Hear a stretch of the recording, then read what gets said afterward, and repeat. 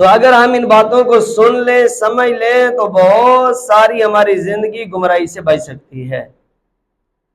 سب سے پہلی چیز اللہ نے قرآن میں فرمایا وَمَا آتَاكُمُ الرَّسُولُ فَخُذُوهُ وَمَا نَهَاكُمْ عَنْهُ فَانْتَهُوا وَاتَّقُوا اللَّهَ إِنَّ اللَّهَ شَدِيدُ الْعِقَابِ۔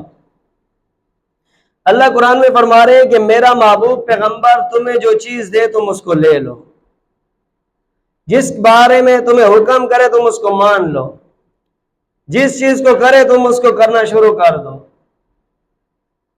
وَمَا نَهَاكُمْ عَنْهُ فَانْتَهُوا، جس چیز سے تمہیں منع کرے تم منع ہو جاؤ، جس چیز کو وہ نہ کرے تم نہ کرو، جس چیز پہ وہ نہ چلے تم پیچھے اس بات پہ نہ چلو۔ فرمایا وَاتَّقُوا اللَّهَ، اور تم ان کاموں میں اللہ سے ڈرو، ان اللہ شدید العقاب، کہ اللہ کی پکڑ بڑی سخت ہے۔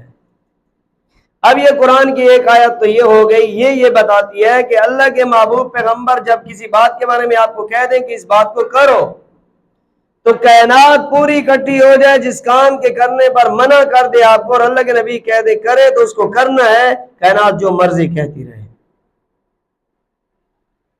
اور جس چیز سے اللہ کے نبی نے منع کر دیا یہ کام غلط ہے، یہ بدعت ہے، یہ خرافات میں سے ہے، یہ رسومات میں سے ہے، اسلام میں اس کا کوئی وجود نہیں ہے، یہ جاہلیت ہے، جب اللہ کے نبی منع کر دے تو اس سے رک جاؤ، کائنات پوری چاہے اس بات کے اوپر کھڑی کیوں نہ ہو جائے۔ اس آیت کا تو یہ مطلب سمجھ آ گیا۔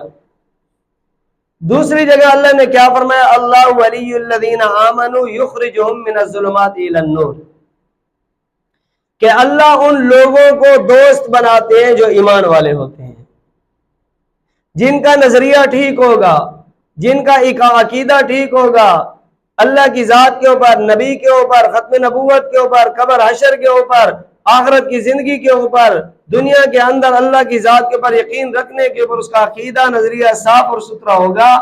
فرمایا اللہ ایسے لوگوں کو اپنا دوست بناتے ہیں۔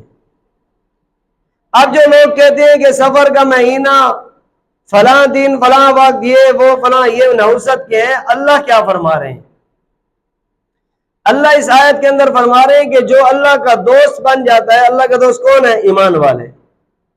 جو اللہ کا دوست بن جاتا ہے یخرجہم من الظلمات الی النور، اللہ اس کو ان نحوستوں سے نکال دیتے ہیں۔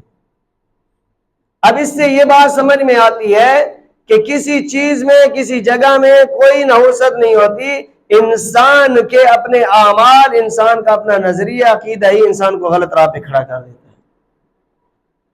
والذین کفروا اولیاؤہم الطاغوت یخرجونہم من النور الی الظلمات، فرمایا جو اللہ کی نافرمانی پہ اتر آتے ہیں، اللہ کے سامنے سرکشی کرتے ہیں، یخرجونہم من النور الی الظلمات، اگر وہ ہدایت کے راستے پہ بھی کھڑے ہو تو اٹھا کر اللہ تعالیٰ اس کو غلط یعنی تاریکی میں ڈال دیتے ہیں، اس کو اللہ تعالیٰ گمراہی سے نہیں بچاتے، ہدایت کی طرف نہیں لاتے اس کو۔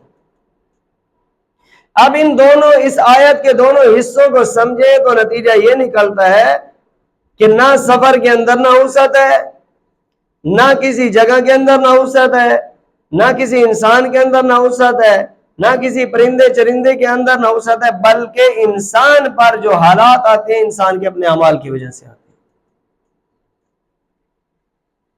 اب کئی لوگ ایسے ہیں جو ربیع الاول، ربیع الثانی، رمضان جیسے مہینے کے اندر شادیاں کرتے ہیں، ان کے گھروں میں طلاقیں ہو جاتی ہیں۔